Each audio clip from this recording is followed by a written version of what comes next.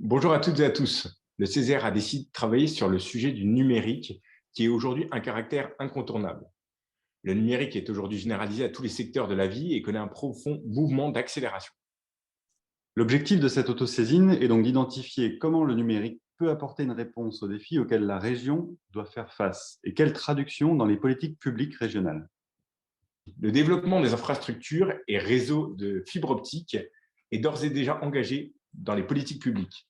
Le Césaire a choisi de se focaliser son action sur les usages du numérique, notamment dans les domaines du travail, de la mobilité, de la santé et des services publics. Lors de nos travaux préliminaires post-Covid, nous avions identifié de nombreux usages apportant de réels atouts pour les habitants et territoires de Bourgogne-Franche-Comté. On peut citer le développement du télétravail dans les zones rurales et l'accès aux soins à distance grâce à la télémédecine. Mais ces usages peinaient à se démocratiser. La crise sanitaire de 2020 a levé les derniers verrous et permis une accélération sans précédent. Il reste aujourd'hui encore de très nombreux sujets et des investissements conséquents à réaliser afin de déployer efficacement le potentiel des usages numériques. Par exemple, pour répondre aux enjeux du vieillissement de la population, en permettant le maintien à domicile plus longtemps et dans de meilleures conditions.